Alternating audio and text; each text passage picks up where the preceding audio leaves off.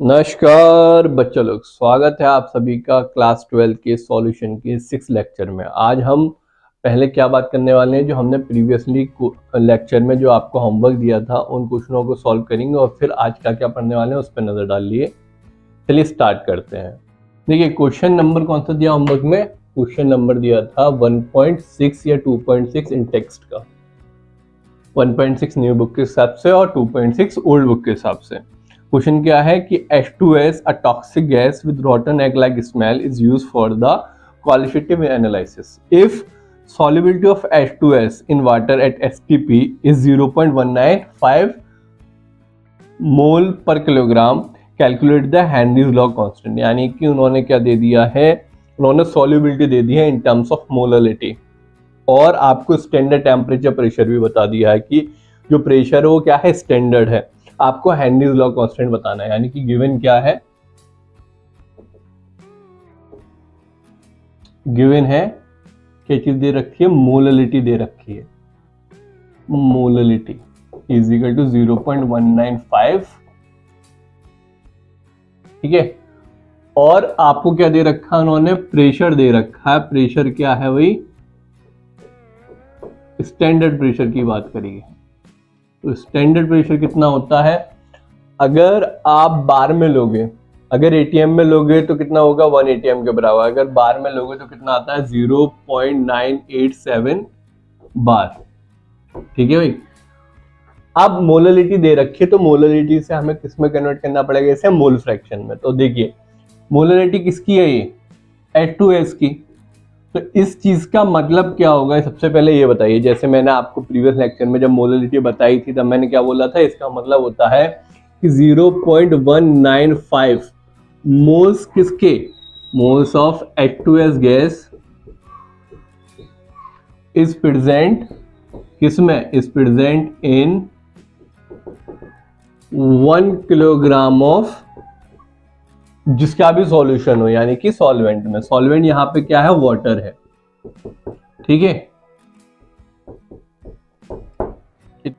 तो ये तो बहुत ही सिंपल है। नंबर ऑफ मोल्स हमें पता है H2S के कितने हैं, 0.195, ठीक है। आपको number of moles of water पता करने हैं, तो number of moles of water कितने होते हैं भाई, अपने पास 1 किलोग्राम सॉल्वेंट है तो 1 किलोग्राम में कितने ग्राम, 1000 ग्राम, ठीक है। Given mass upon molar mass of water, तो वाटर का मोलर मास कितना होता है 18, इससे डिवाइड करेंगे तो आएगा 5.55। इतने नंबर ऑफ मोल्स वाटर के हैं, इतने नंबर ऑफ मोल्स किसके हैं, H2S गैस के हैं। तो इससे मोल फ्रैक्शन आपको निकालना है किसका, H2S गैस का, हाइड्रोजन सल्फाइड गैस का। बहुत ही सिंपल है, देखिए भाई आप सभी निकाल लेंगे क्योंकि हम लोग इस पे क्वेश्चन कर चुके हैं। कैसे होगा, 0.195 यानी कि number of moles of H2S gas अब टोटल नंबर ऑफ मोल्स, तो इसका प्लस इसका एडिशन, यानी कि वाटर के कितने 55.55 प्लस 0.195, तो इसको ऐड करेंगे अगर तो ये आएगा 0.195 अपॉन 5, 9 5 14, 1 कैरी 5167.55.475 तो डिवाइड करोगे तो कितना आएगा 0.0035, ठीक है। नंबर ऑफ मोल्स ऑफ हमें मोल फ्रैक्शन H2S का मिल गया, ठीक है। और अपने को क्या चाहिए वही, हमारे पास प्रेशर भी गिवन है, कितना है, स्टैंडर्ड प्रेशर 0.987 बार। तो सीधा सीधा हेनरी लॉ लगा लिए, बाई हेनरीज लॉ। क्या होता है भाई Henry law, pressure is equal to KH into x, ठीक है। प्रेशर कितना है 0.987 बार, KH आपको बताना है, और x मोल फ्रैक्शन कितना निकला भाई 0.0035, 0.0035। तो अपना KH कितना आ जाएगा, KH is equal to 0.987 upon 0.0035, ठीक है। इसको डिवाइड करेंगे तो ये कितना आएगा 282 बार, ठीक है।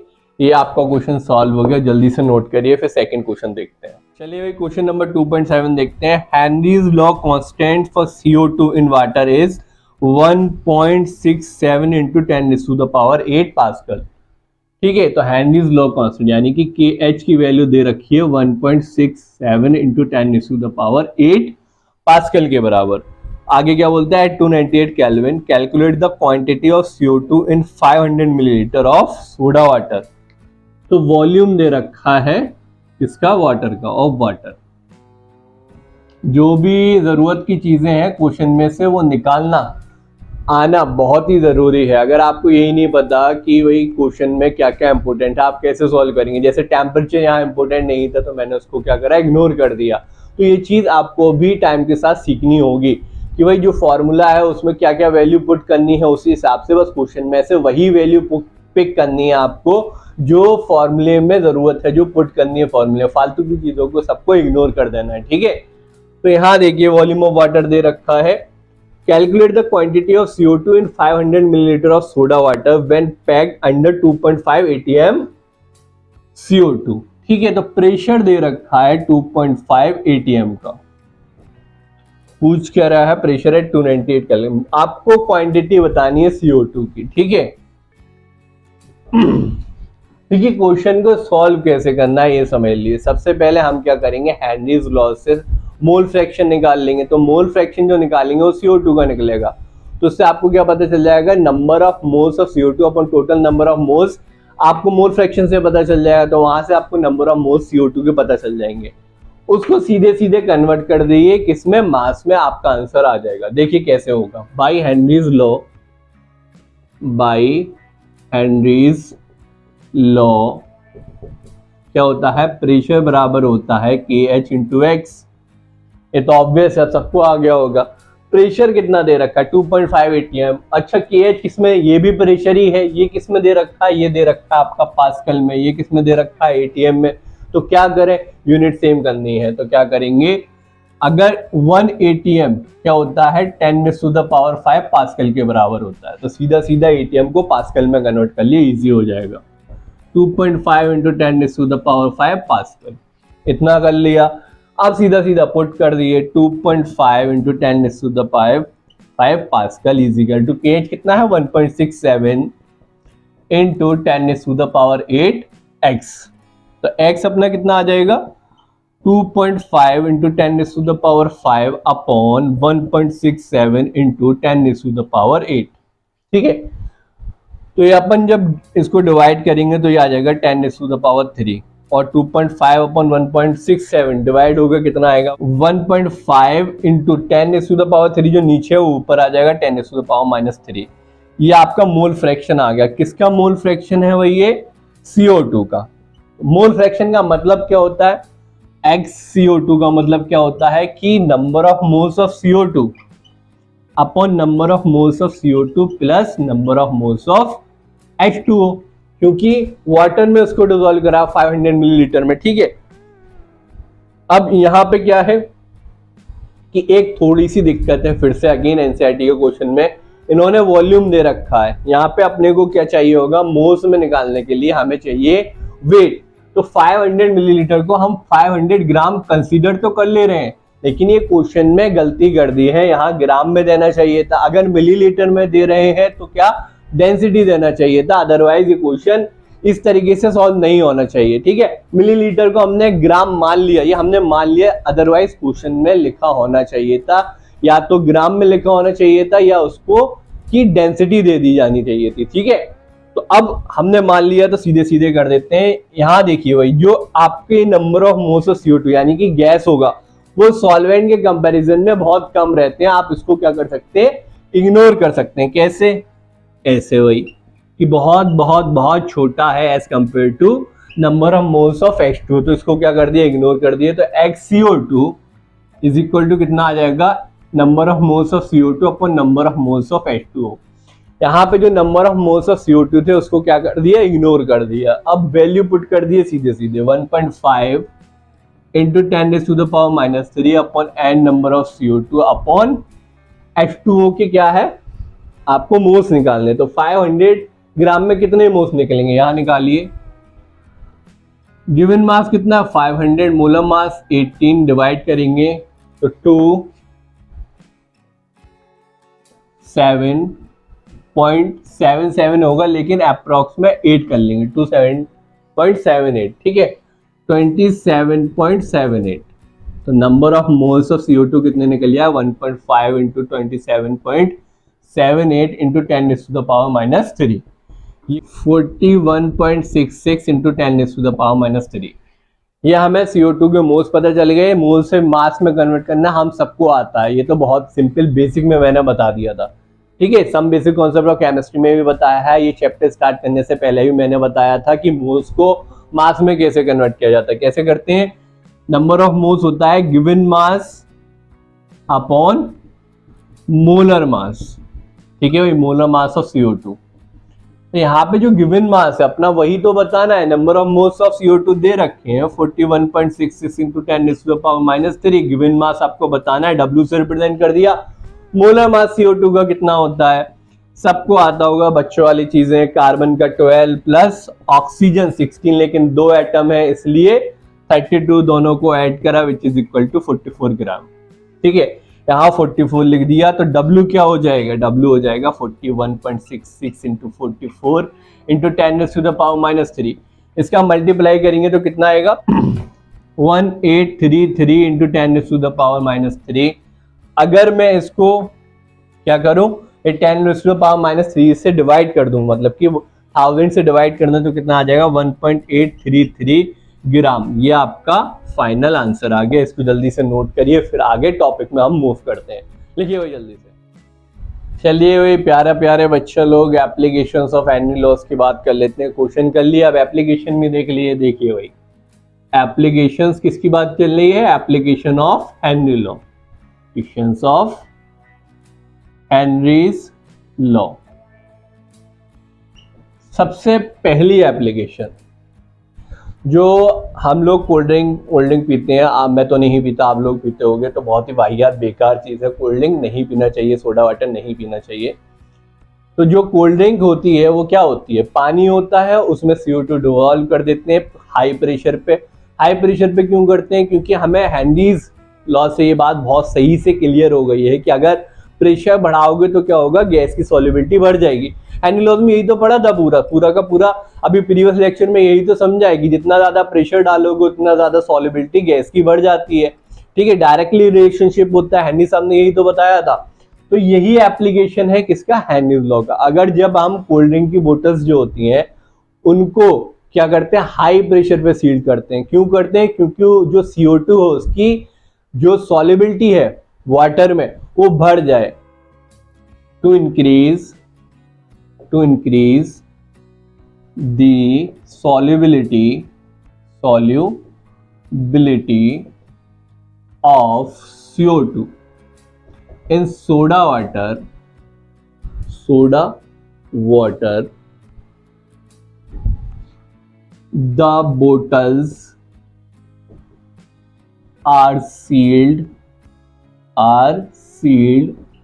under high प्रेशर, ठीक है। प्रेशर बढ़ा दोगे तो क्या होगा, सॉल्युबिलिटी बढ़ जाएगी। अगर आपको शक हो तो क्या करिए, बाजार जाइए, कोल्ड ड्रिंक लिए, उसको थोड़ा सा शेक करके ओपन करिए, फिज आवाज के साथ वो क्या होती है, ओपन होती है फिज के साथ, ठीक है। जो फिज है वो क्या है, वो CO2 जो डिसॉल्व होती है हाई प्रेशर पे, वो जल्दी से क्या होती है, उसका निकलने की आवाज होती है, ठीक है।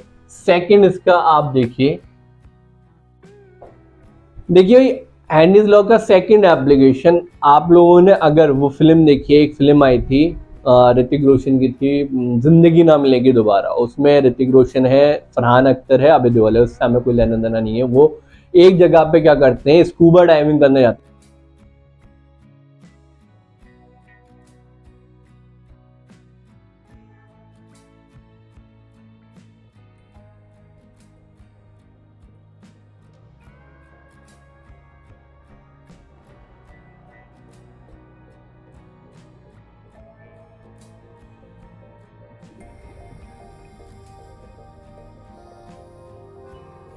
यानी कि अंडर वाटर क्या करते हैं, स्कूबा डाइवर्स क्या करते हैं, पानी के अंदर जाके वो देखते हैं, रिसर्च करते हैं क्या क्या क्या चीज़ें हैं क्या नहीं है। ये लोग फन के लिए गए थे।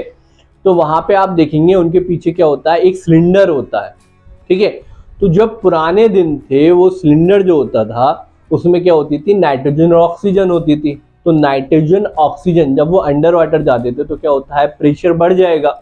प्रेशर बढ़ने से क्या होगा, नाइट्रोजन और ऑक्सीजन जो सिलेंडर में प्रेजेंट है उसकी सॉल्युबिलिटी वाटर उसमें ब्लड में इंक्रीज हो जाएगी, ठीक है। लेकिन जब वो वापस आएंगे, वापस सरफेस पे आएंगे तो एक्सपोनेंशियली एकदम से डिक्रीज होगा प्रेशर। प्रेशर डिक्रीज होने से क्या होगा, जो सॉल्युबिलिटी है नाइट्रोजन और ऑक्सीजन की वो एकदम से डिक्रीज होगी। इसकी वजह से क्या होगा, नाइट्रोजन के बबल्स क्रिएट हो जाएंगे ब्लड में। तो वो क्या करेंगे बबल्स, वो ब्लड कैपिलरीज जो होती हैं उसको जाके क्या करते हैं, ब्लॉक कर देते हैं। और कभी कभी क्या होता है, बहुत सारे स्कूबा डाइवर्स के पहले इसकी वजह से क्या हो जाती थी, डेथ हो जाती थी। तो इस कंडीशन को क्या बोलते हैं, बैंड्स, इसको बैंड बोला जाता है। तो बैंड जो मेडिकल कंडीशन है इसको अवॉइड करने के लिए क्या किया जाता है, आज के जो स्कूबा डाइवर्स है उनके सिलेंडर में हीलियम को मिक्स कर दिया जाता है। हीलियम मिक्स करने से क्या होता है, जब आप अंडर वाटर जाते हैं तो उसकी सॉल्युबिलिटी उतनी ही रहती है जितनी आपकी सरफेस पे होगी। देखिए लिखिए इसका second application, to avoid bends as well as the toxic effect of nitrogen, toxic effect of nitrogen in the blood, nowadays क्या होता है भाई, nowadays scuba divers are using cylinders which contain, ठीक है, क्या है कि भाई बैंड्स को अवॉइड करने के लिए, यानी कि जो कंडीशन अभी मैंने बताई वो बैंड को अवॉइड करने के लिए और नाइट्रोजन का जो टॉक्सिक इफेक्ट होता है ब्लड पर उसको अवॉइड करने के लिए आजकल के स्कूबा डाइवर्स क्या कर रहे हैं, वो सिलेंडर यूज कर रहे हैं जो क्या करती हैं, हीलियम। पहले वाले जो सिलेंडर होते थे उसमें हीलियम नहीं होती थी, हीलियम 11.7% होती है। नाइट्रोजन जो कि सबसे ज्यादा होती है, कितनी होती है, 56.2%। एंड फाइनली ऑक्सीजन की परसेंटेज कितनी होती है, 32.1%। देखिएगा भाई 100% हो गया ये, हाँ हो गया भाई। तीसरा एप्लीकेशन और देख लिए, जब भी आप क्या करेंगे हाई एल्टीट्यूड्स पे, यानी कि शिमला हो गया, अपना मनाली हो गया, या क्या हो गया लद्दाख हो गया, जहाँ पे हाई एल्टीट्यूड्स होते हैं वहाँ पे क्या होता है, जो अपनी ऑक्सीजन होती है उसका प्रेशर कम हो जाता है, ठीक है। जैसे जैसे ऊपर जाओगे ऑक्सीजन का प्रेशर कम होता चले जाएगा, ठीक है। तो प्रेशर कम होने से ऑक्सीजन की सॉल्युबिलिटी जो होती है ब्लड में वो भी कम हो जाती है। तो इसकी वजह से क्या होता है, जो क्लाइंबर्स होते हैं, जो पहाड़ चढ़ने जाते हैं, उनको सही से समझ में नहीं आती चीज़ें। एक तो पहला क्या होता है, वो बहुत वीक फील करते हैं, वो सही से चल नहीं पाते। दूसरा, वो क्लियर सोच भी नहीं पाते। इस कंडीशन को क्या बोलते हैं, एनॉक्सिया, ठीक है। इसी चीज़ को चलिए लिख लेते हैं। At high altitudes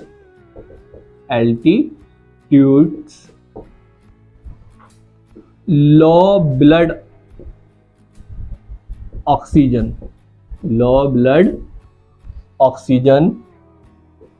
causes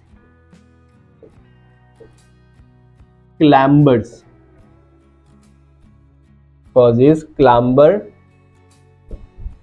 to become weak and unable to think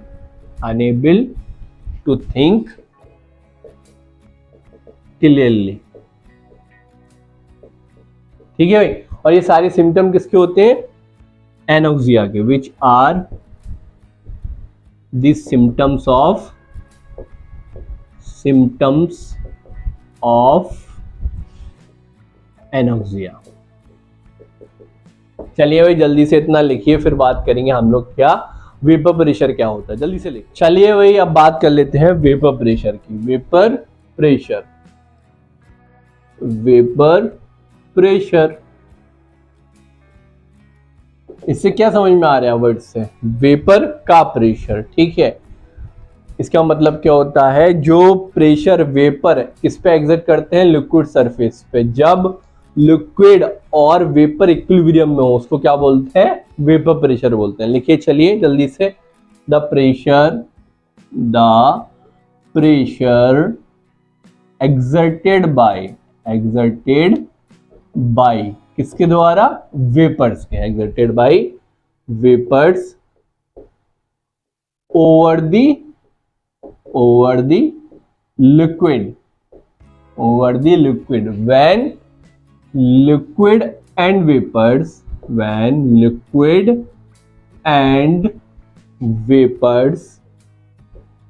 are in equilibrium. Vapors are in equilibrium. जिन्हें इक्विलिब्रियम का मतलब नहीं आता समझ में, अभी बता रहे हैं। इक्विलिब्रियम is known as बोलिए भाई वेपर प्रेशर। वेपर प्रेशर, ठीक है। तो अब यहां पे देखिए वेपर प्रेशर और ढंग से समझिए। इक्विलिब्रियम का मतलब ये अपना क्या है? एक सिलेंडर मान लिए जो कि क्लोज है। यहाँ आपका लिक्विड है, ये लिक्विड है, ठीक है। तो क्या होगा? एक टाइम पे क्या होगा? इसमें से वेपर बनना क्रिएट शुरू होंगे। तो ये वेपर्स है, ठीक है। ये वेपर्स आपके आ गए, बनते रहेंगे। एक सिचुएशन क्या आएगी? जो यहाँ पे वेपर बनना है, यानी कि जो पानी से यहाँ वेपर बनना है, ये वेपर कंडेंस होके वापस क्या बन जा रहा है? पानी बन जा रहा है। यानी कि जो पानी एवोपरेट होके वेपर बन रहा है, वही वेपर कंडेंस होके लिक्विड हो जा रहा है। इस चीज को क्या बोलते हैं? Equilibrium stage. इक्विलिब्रियम कैसे? कि जितना पानी से वेपर बन रहा है उतना ही कंडेंस होके वेपर क्या हो जा रहा है? पानी बन जा रहा है। इक्विलिब्रियम स्टेट बोलते हैं इसे, ठीक है। इस स्टेज पे जो वेपर्स हैं इस लिक्विड सरफेस पे, इस लिक्विड पे जो प्रेशर क्रिएट करेंगे उसको क्या बोलते हैं? वेपर प्रेशर बोलते हैं। जल्दी से नोट करिए, ठीक है भाई। अब बात कर लेते हैं किसकी? Vapour pressure. Vapour pressure of liquid solution. Liquid solution. कोई बता सकता है इसका मतलब क्या है? कि vapour pressure of liquid solution, इसका मतलब क्या है? सॉल्यूट भी लिक्विड है अपना और सॉल्वेंट भी लिक्विड है, ठीक है। तो अब यहाँ पे वेपर प्रेशर क्या होगा? और दोनों के दोनों क्या है? वोलेटाइल है। वोलेटाइल कौन से सब्सटेंस होते हैं? वोलेटाइल वो सब्सटेंस होते हैं, वो लिक्विड्स होते हैं जो क्या होते हैं? वेपर में कन्वर्ट हो जाता है सब। तो सबसे पहले इसमें एक चीज समझते हैं क्या? कि रॉल्स लॉ, ये बहुत हेल्पफुल होने वाला है। रॉल्स लॉ क्या कहता है भाई? रॉल्स लॉ कहता है the partial vapour pressure. Partial का मतलब अभी बता रहे हैं आप लोगों को। The partial vapour pressure of a liquid is directly proportional किसके डायरेक्टली प्रोपोर्शनल भाई? किसके directly proportional? Directly proportional to its mole fraction. Mole fraction in solution. जो सॉल्यूशन में उसका मोल फ्रैक्शन है उसके डायरेक्टली प्रोपोर्शनल होता है। इसी चीज को अगर मैं इक्वेशन की फॉर्म में लिखूं तो क्या होगा? पार्शियल प्रेशर किससे रिप्रेजेंट करते हैं? P से, ठीक है। P इज इक्वल टू होगा, आपने जब हेनरीज लॉ पढ़ा था उसमें भी P से क्या रिप्रेजेंट करा था? Partial law. P क्या है? प्रोपोर्शनल है किसके? मोल फ्रैक्शन के, ठीक है। इतनी बात क्लियर है। अब अगर आप यहाँ पे क्या करेंगे? प्रोपोर्शनलिटी हटाएंगे तो प्रोपोर्शनलिटी कांस्टेंट भी लगाएंगे। वो क्या होता है यहाँ पे? P नॉट क्या रिप्रेजेंट कर रहा है? कि प्योर प्रेशर रिप्रेजेंट कर रहा है उस कंपोनेंट का, ठीक है। जैसे ये प्रेशर किसका था, ये पार्शियल प्रेशर 1 का था, तो यहाँ पे या ए का मान लिए, चलिए ए का था, तो ये प्योर प्रेशर ए का रिप्रेजेंट कर रहा है इनटू मोल फ्रैक्शन ऑफ ए। ठीक है, अभी आपको बहुत डिटेल में समझ में आएगा कि प्योर प्रेशर क्या है, पार्शियल प्रेशर क्या है, इसके ऊपर क्वेश्चंस भी हो जाएंगे, बिल्कुल ही क्रिस्टल क्लियर कॉन्सेप्ट हो जाएगा। अभी यहाँ तक देखिए, आगे देखिए। अब जैसे अभी आपके समझ में आ रहा है, जैसे एक सिलेंडर है, वही है, इसमें लिक्विड कौन सा है, सिर्फ ए है। ठीक है, अब इसमें सिर्फ लिक्विड ए है, तो इसमें क्या होगा, प्रेशर जो क्रिएट होगा वो कौन सा होगा, प्योर प्रेशर। क्यों प्योर, क्योंकि इसके साथ कोई दूसरा कंपोनेंट नहीं है। प्लस एक और मैंने सिलेंडर ले लिया, इसमें क्या है, बी है कोई लिक्विड। ठीक है, तो इसका जो प्रेशर होगा यहाँ पे वो क्या होगा, प्योर प्रेशर होगा, क्योंकि इसमें कोई मिक्सअप नहीं है अभी। लेकिन जब इन दोनों को ऐड कर देंगे, यहाँ ऐड कर दिया और दोनों को मिला के क्या करा, किसी तीसरे बीकर में पलट दिया। ये एक कोई तीसरा बीकर है जिसमें मैंने इन दोनों लिक्विड्स को पलट दिया, तो ये एक सॉल्यूशन क्रिएट करेंगे।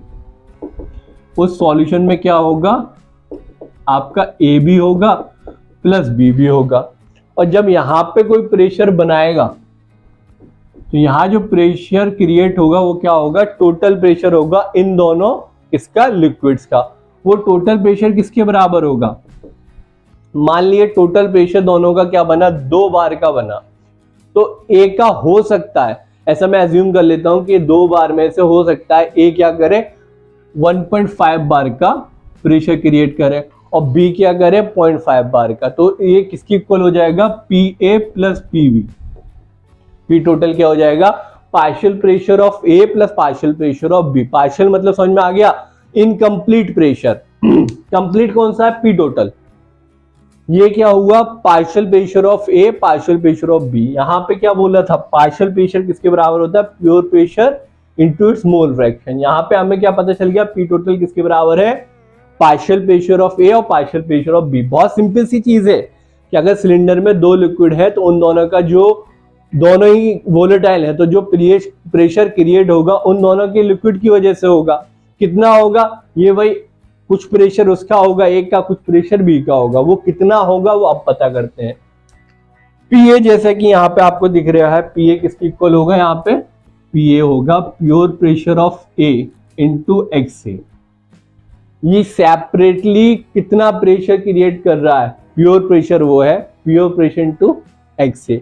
यहाँ पे पीबी क्या होगा, पीबी क्या होगा, pure pressure of B into X B.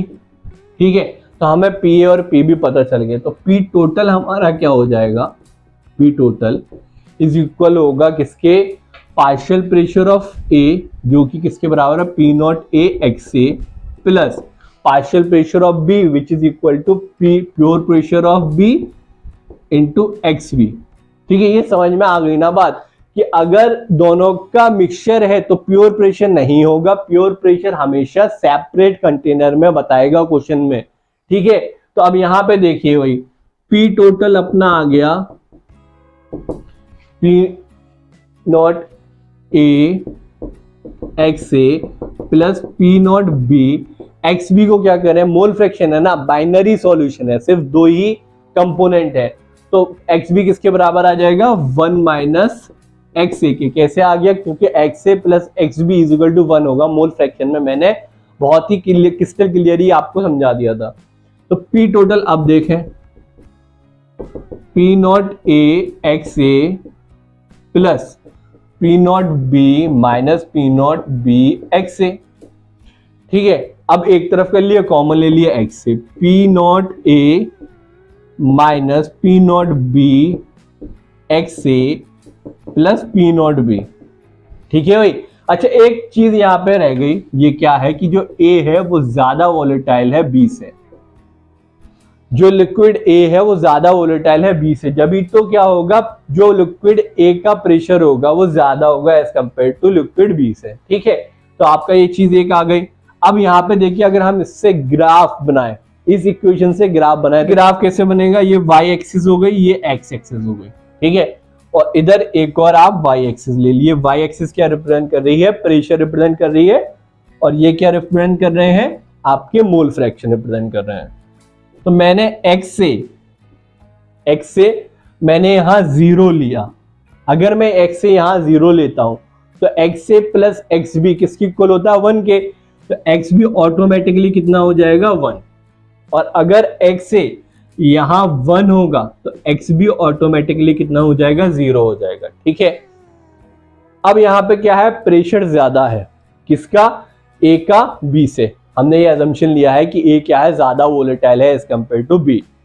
तो प्रेशर यहां पे देखिए भाई, x से जब 0 है यानी कि ये चीज 0 है, तो यहां पे क्या आ जाएगा? PB। ये चीज क्या हो गई? Pure pressure of B। यहां देखिए भाई, x से क्या है? 1 है, x भी क्या है? 0। यहां x से 1 पुट करोगे तो क्या आ जाएगा? PA minus PB plus P not B। ये आप PB से कैंसिल हो जाएगा तो ये आ जाएगा P नॉट A। और ये क्या है? इससे ज्यादा होगा PB से। ठीक है, तो आप एक लाइन इधर रिप्रेजेंट कर दिए, एक लाइन इधर से इधर जोड़ दिए। तो ये जो आपको लाइंस दिख रही हैं, ये क्या है? Partial pressure of B, partial pressure of A, जो कि बराबर होता है P नॉट A XA के, और ये किसके बराबर होगा? P नॉट B XB के। ठीक है, इतना समझ में आ गया। अब देखिए भाई, टोटल प्रेशर का जो आपका लाइन होगा वो कहां से कहां बनेगी? वो बनेगी इस तरीके से। क्यों बनेगी? यहाँ देखिए, टोटल प्रेशर क्या चीज रिप्रेजेंट कर रहा है? ये इक्वेशन को रिप्रेजेंट कर रहा है। अगर आप यहाँ पे इसमें x से 0 रखते हैं तो टोटल प्रेशर की वैल्यू कितनी आएगी? PV। और जब यहाँ पे 1 रखते हैं तो टोटल प्रेशर कितना आएगा? PA। तो ये चीज क्या है कि टोटल प्रेशर किसके बीच में लाई करेगा? प्योर प्रेशर ऑफ B और प्योर प्रेशर ऑफ A, यानी कि जो लिक्विड का वोलेटाइल कम है उसका प्रेशर, यानी कि कम प्रेशर, और जिसका वोलेटिलिटी ज्यादा है, जो ज्यादा वोलेटाइल है लिक्विड A, उन दोनों के बीच में लाई करेगा। तो ये आपका आ गया P टोटल। ये किसके बराबर होता है? पार्शियल प्रेशर ऑफ A या पार्शियल प्रेशर ऑफ B, दोनों का एडिशन। तो ये आपकी एक इक्वेशन हो गई। दूसरा ग्राफ जो है, एक ग्राफ ये हो गया, दूसरा ग्राफ भी इसी तरीके से होगा। उसमें क्या करेंगे? उसमें B को ज्यादा वोलेटाइल मान लेंगे, A को कम मानेंगे, बस सेम इसी तरीके से। ये आप क्या करिए, एक होमवर्क है, क्या है? जब B ज्यादा वोलेटाइल होगा A से, तब का ग्राफ आप लोग खुद क्रिएट करिए, और फिर कल हम बनाएंगे जब B ज्यादा वोलेटाइल होगा एज कंपेयर टू A। ठीक है, तो आज का लेक्चर इतने ही रखते हैं, फिर मिलते हैं नेक्स्ट लेक्चर में। जय हिंद।